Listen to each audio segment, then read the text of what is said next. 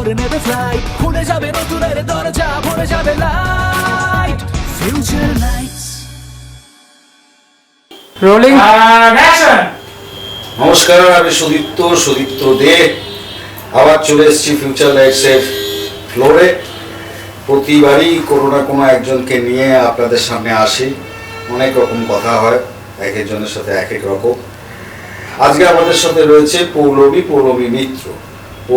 পৌলমীর সাথে আপনাদের পরিচয় আছে নিশ্চয়ই, এর আগেও দুটো এপিসোডে ফিউচার লাইটসে ওকে নিয়ে আমরা ওর সাথে কথাবার্তা বলেছি, গল্প করেছি। পৌলমী মূলত এখানে এসেছিল ক্যামেরার পর পৌলমীর আবার ইচ্ছে হয়, তখন 6 মাস পর না 1 বছর পর, 6 মাস পর মনে হয় এডিটিংয়ে তুমি এসছে। পাশাপাশি ক্যামেরা এবং এডিটিং দুটোই তুমি করছো। ক্যামেরাটা মনে হয় তোমার শেষ হয়ে যাবে, হ্যাঁ মার্চে শেষ হয়ে যাবে, এডিটিংটা কন্টিনিউ চলবে। এই যে দুটো তো দুরকম জায়গা, একটাই ছবি তুলতে হয়, একটাই ছবি কাটতে হয়। এই যে দুটো জায়গার উপলব্ধি কে মানে প্রথম অসাধারণ, মানে কেন অসাধারণ? দুটো জায়গা আলটিমেটলি এক জায়গায় মিলছে।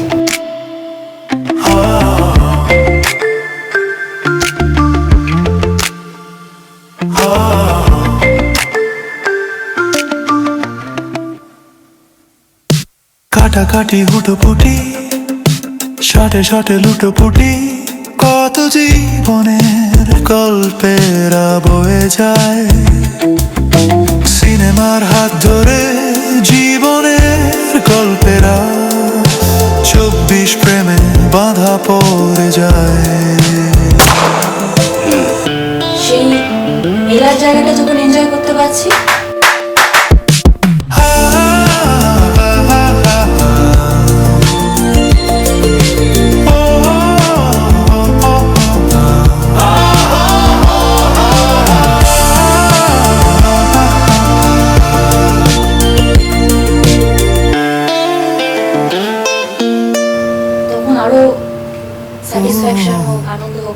মানে মেলার জায়গা বলতে মানে হচ্ছে ছবিগুলো যখন তোলা হলো, ছবিগুলোকে তুমি যখন আবার এডিটার হিসাবে সামনে পাচ্ছ, সে যেই তুলুক ছবি, হ্যাঁ তুমি যখন পাচ্ছ সেগুলোকে নিয়ে গল্প বলার মজাটা তুমি পাচ্ছ।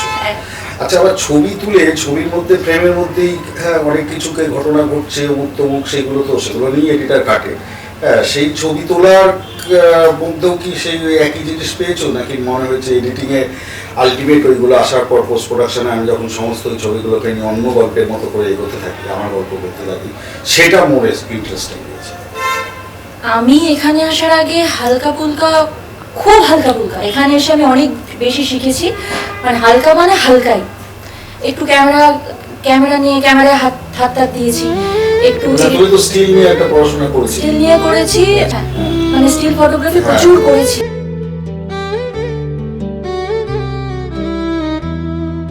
ছোট ছোট ক্লিকে বাঁধা জীবনের গল্প, ছোট ছোট ক্লিকে বাঁধা জীবনের গল্প, স্মৃতি হয়ে রয়ে যায় শত শত মুহূর্ত, স্মৃতি হয়ে রয়ে যায় কত কত গল্প, মনে পড়ে যায় কত জীবনের গল্প, মনে পড়ে যায় কত জীবনের গল্প।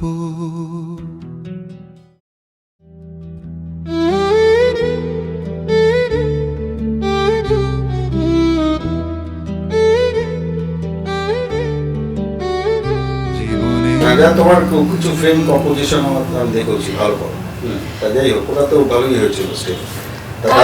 তারপর হালকা এডিটিংও জানতাম, কিন্তু এখানে প্রথম যখন এসেছিলাম আমি সিনেমাটোগ্রাফির জন্য এসেছিলাম।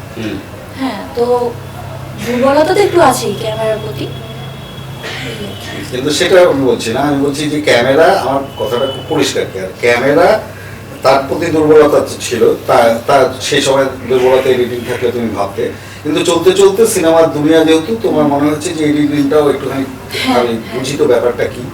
হ্যাঁ, তুমি ঢুকে তুমি এডিটিংও করছো, এবং এডিটিংয়ে তুমি তো অনেক কাজ করছো আমাদের এখানে। হ্যাঁ, মানে চলছে সিনেমাতে আপনারা প্রচুর রিলস আছে, সেই রিলসগুলো দেখতে পাবেন। আচ্ছা, এই পড়াশোনাটা চালাতে দেবে? ঠিক সময় বলে দেবো। বছর যাতায়াত করা যাবে তো? 100%। 1020 করলে ভালো হতো না? হ্যাঁ দাদা, তাহলে একটু দেখুন না। এবার তুই নাকে সর্ষের তেল দিয়ে ঘুমো। তো ও যখন ওর পড়াশোনাটা করে নিতে পারবে। নাহলে ভবিষ্যৎ অন্ধকার। বাকিটা আমি বুঝে নিচ্ছি।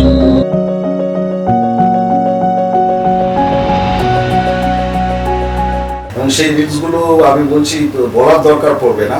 রিলসের দুটো ধরন হয়, একটা হচ্ছে ক্রিয়েটিভ ফর্ম, আরেকটা হচ্ছে সিম্পল বক্সিং। হ্যাঁ, সিঙ্গেল বক্সিংটা আমরা বলি হচ্ছে ধরুন একটা সিনের একটা টুকরো মুহূর্ত তুললো, সেখানে কোনো এডিটিংয়ের ব্যাপার নেই, তুললো। এডিটিংয়ের ম্যাক্সিমাম ব্যাপার হচ্ছে এই হতে পারে ধরুন আমি আর পৌলমী কথা বলছি, আমি কথা বলতে গিয়ে একটা দীর্ঘ পজ দিয়েছি, আবার কথা বলছি, এই দীর্ঘ পজটাকে কেটে দিল। না না না না না, আপনার কোথাও ভুল হচ্ছে একটা। আমরা তাড়ানো, আপনার ভুল হচ্ছে। দাদা আমি বলি কি দাদা, আপনার সত্যিই কোথাও একটা ভুল হচ্ছে জানেন তো, একটা মস্ত বড় ভুল হচ্ছে, বুঝলেন? কোনো ভুল হচ্ছে না, সব ঠিক আছে। তো সুকান্ত বাবু এর মধ্যে যুক্ত নাকি মশাই? ভাবুন একবার, আমি ওনাকেও বলেছিলাম। আমাকে কি বলেছিল জানেন? কি? তাঁরে কাজ না দেখে টাকা দিয়ে দিচ্ছেন, তখন কিছু বলছেন না, এখন এসে আমাকে জানাচ্ছেন। শালা মেজাজ কি শালা! টাকাটা আমিই দিয়েছিলাম, আমি। চিটিংবাজি হচ্ছে, চ্যাংড়ামি মারার জায়গা পাও না। কিন্তু এটাকে আমরা ক্রিয়েটিভিটি বলি, তাই ওটা আমরা সিম্পল বক্সিংই বলি। মানে একটা বক্সের মধ্যে ঢুকিয়ে দিল 1.5 মিনিট কি 1 মিনিট কি 50 সেকেন্ড, 50 সেকেন্ডের ইনসিডেন্ট বা মোমেন্ট ওটা তুলে দিল, ব্যাস, দিয়ে বলে দিল এটা ওয়াচ করো। আর ক্রিয়েটিভ ফর্ম হচ্ছে, ক্রিয়েটিভ বক্সিং আমরা বলছি কোনটাকে, ওই বক্সটার মধ্যেই আপনি একটা দৃশ্যের ভিন্ন ভিন্ন মুহূর্তগুলোকে দিয়ে একটা ওই দৃশ্য অনুসারেই গল্প বললে কিন্তু একটু অন্যরকম হবে, যাতে ইন্টারেস্ট লেভেলটা আরো বেড়ে গেল।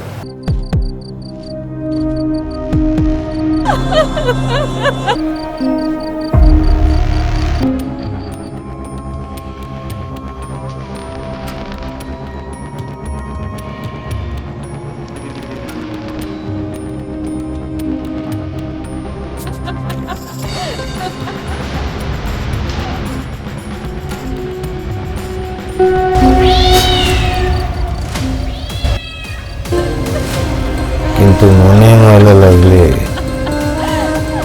ও সালা সাবান, গ্লিসারিন, ব্লিচিং, ফিনাইল কিচ্ছুতে উঠবে না। এই ধরনের কাজগুলো কিন্তু যত দেখবেন, হ্যাঁ এখন রিসেন্টলি যেগুলো দেখবেন এগুলো সব ওর করে। হ্যাঁ, তাই আমার মনে হয়েছে যে তুমি এই যে জার্নি পথে আমরা তোমার 6 মাসেই দেখেছি এডিটিং নিয়ে তুমি এই কারবারটা করেছো, যেটা সত্যি খুব প্রশংসনীয়। হ্যাঁ, 6 মাস হয়েছে তো সবে তোমার? না, 7-8 মাস। 7-8 মাস হয়েছে, তাই যে 7-8 মাসে এটা করেছো, এখনো অনেকটা পথ বাকি আছে। হ্যাঁ, আশা করছি আরো বেটার হবে। তা কিন্তু এই 7-8 মাসে এটা করেছো, কিন্তু 1 বছরের ক্যামেরায় তো সেই রকম তো কিছু করো না। তাহলে কোনটা তোমার কাছে মনে হচ্ছে যে আমি এটার জন্য সুইট হবো? অ্যাকচুয়ালি স্যার আমার ওই পুরো ফিল্ম মেকিংটার প্রতি খুব দুর্বলতা আছে। সে তো আছে, সে তো থাকবে, ঠিক আছে। ক্যামেরা এডিট জুড়ো যখন করছো, কিন্তু কোনটা তোমাকে বেশি টেনেছে যে আমার কাজ করতে হবে? ক্যামেরা টেনেছে বেশি না এডিট টেনেছে বেশি? তোমার কাজ দিয়ে আমার মনে হচ্ছে তোমাকে এডিট টেনেছে বেশি, কিন্তু সেটা আমি তোমার মুখ থেকে শুনতে আমার চাই। গল্প বলতে বেশি খুব ভালো লাগে। হ্যাঁ, তো এবার যখন আমি নিজে কিছু ডকুমেন্টারি করার চেষ্টা করেছি, কিন্তু আমি বলবো আমি সাকসেসফুল নয়। আমার নিজের কাজ আমার খুব খারাপ লেগেছে, বিকজ তখনও ক্যামেরা ভালো করতে পারিনি। আর ভালো ক্যামেরা না করলে এডিটটা আমি কিভাবে করব? আমি বুঝে গেছি এগুলো দিয়ে এডিটই করা যায় না। আবার আমি একটা খুব দুঃসাহস করে একটা সিনেমা বানাবার চেষ্টা করেছিলাম 30 মিনিটের, সেও খুব জঘন্য ক্যামেরা করেছিল।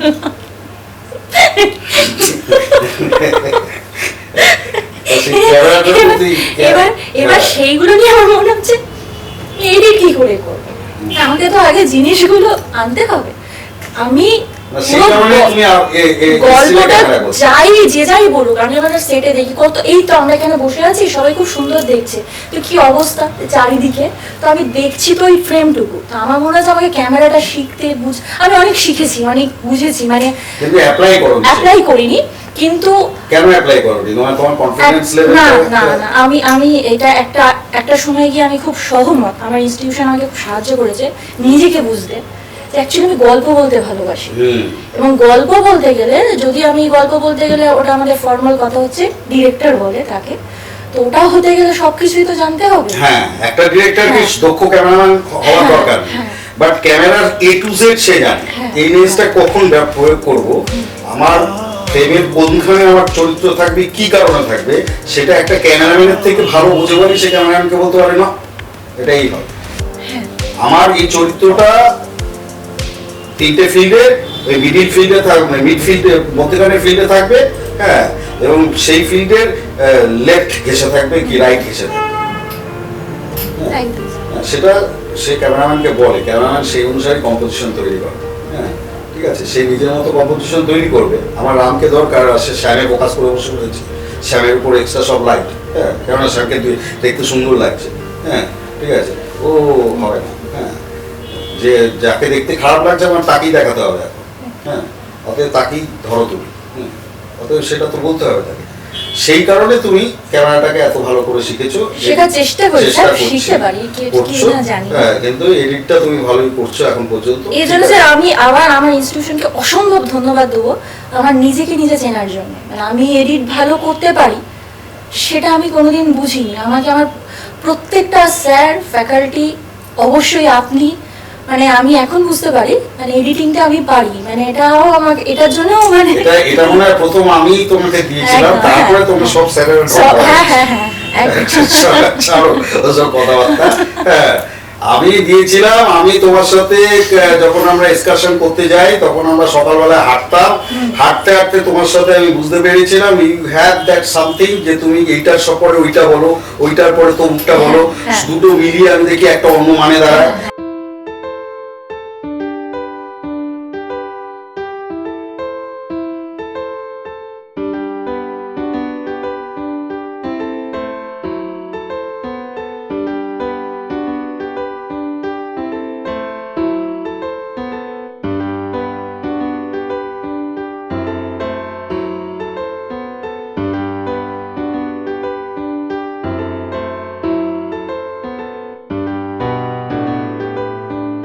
হ্যাঁ, আমি তখন তো থেকেই তোমার সাথে কথা বলতে বলতে, তাই কারণে আমি বলেছিলাম তুমি ফিরলে আমার তোমাকে এডিটের কিছু দাও, আমি বুঝতে পেরেছিলাম। স্যার আমরা একটা খেলা খেলতাম যে আমরা একটা ফ্রেম নিতাম, ফ্রেমে স্টোরি থাকতে হবে, আপনি কিছু ফ্রেম নিতেন, সেটা কিছু স্টোরি বলতো, আমি কিছু ফ্রেম তুলতাম, তার একটা পুরো ওয়ান লাইনার স্টোরি থাকতো। হ্যাঁ, ওটা যখন শুরু করেছিলাম, তুমি যখন আমি বললে যে স্যার আপনি আমি স্টিল দিয়ে আমি করি, এই করে আমাকে একটু স্টিল দেখিয়েছিলাম, দেখলাম আরে বেটা, হ্যাঁ, তখন আমি ভাবলাম আচ্ছা আমি স্টিল দিয়ে তো কোনোদিন কিছু করিনি, হ্যাঁ, আমার ইচ্ছে হয় না। এবার আমার ফেসবুক ঘাটলে অনেকেই দেখতে পাবেন আমি ওই করি না এগুলো, আমার তখন ওই অফ টাইম, অরুণাব তখন ছবি বানাচ্ছে সবাইকে নিয়ে, আমার তো অফ টাইম, অনন্ত টাইম, কি করবো বুঝতে পারছি না, হ্যাঁ। এবার তখন আমি কি করছি, আমি তখন ওই আমার মোবাইলটা নিয়ে, হ্যাঁ, ভ্যারাইটি অফ ছবি তুলছি আর ভ্যারাইটি অফ ক্যাপশন দিচ্ছি।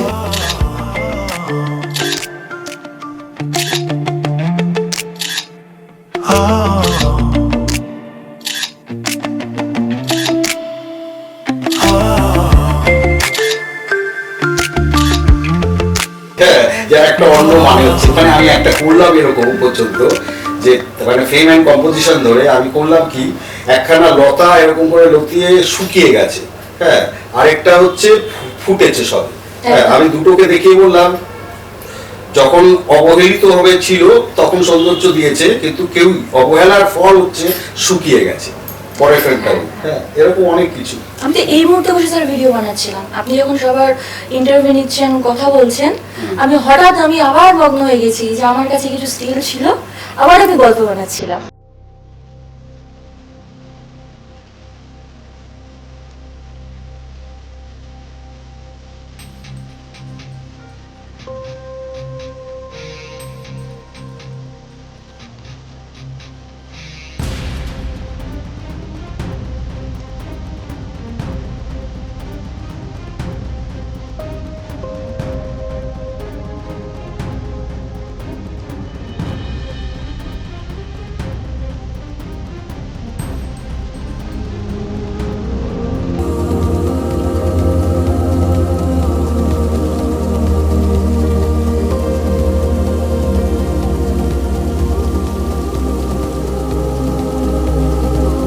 আমার কাছে এটা নেশার হ্যাঁ, মতো। ওইটা করতে গিয়ে আমি বুঝেছিলাম তোমার ছবি নিয়ে গিয়ে করার প্রবণতা আছে এবং সেটাকে আমি গিয়েছিলাম দেয়াতে সাকসেস আমার ভালো লেগেছে ওর ইয়ে কাজের জন্য আমি বলছি আগামী দিনে এডিটারই হবে কিনা আমি জানি না। Thank you, sir.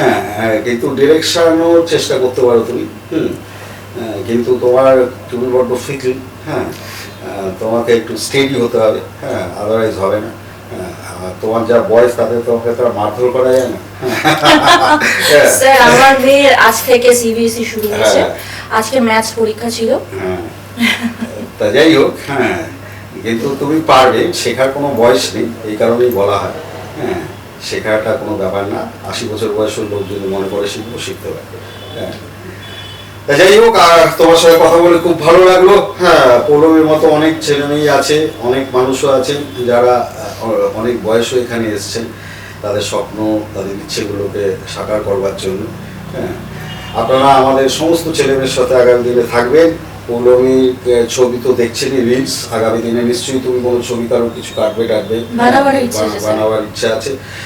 যেহেতু তুমি ফুল পার্ট টাইম ডিপ্লোমা করেছো ক্যামেরায়, তোমাকে কিন্তু ক্যামেরা কারোর না কারোর চালাতে হবে, আদারওয়াইজ ডিপ্লোমাটা আটকে থাকবে। সেখানে আমরা তোমাকে প্রয়োজনে কাউকে বলবো ওকে ক্যামেরাটা তুমি চালাও, কিন্তু চালাতে তোমায় হবে। otherwise- চালাবো তো আমি বটেই। হ্যাঁ, কারণ সাইকেল চালাবে তো হবে না, ক্যামেরা চালাতে হবে। ক্যামেরা তো আমি চালাবো, সাইকেল স্যার। চালাবো আমি শুনেছি, কিন্তু সাইকেল চালানো হবে খুব না। স্পিডে চালাই, স্যার। ক্যামেরা চালাতে হবে। ক্যামেরা খুব সেটাই স্পিডে হলো চালাবো। ঘটনা। যাকগে, ঠিক আছে, ভালো থেকো। হ্যাঁ, আপনারাও ভালো থাকবেন, 365 দিন আমাদের সাথে থাকবেন। আগামী আবার কোনো একটা দিন পৌলমীর মতো আরও একজন কাউকে নিয়ে উপস্থিত হয়ে যাব।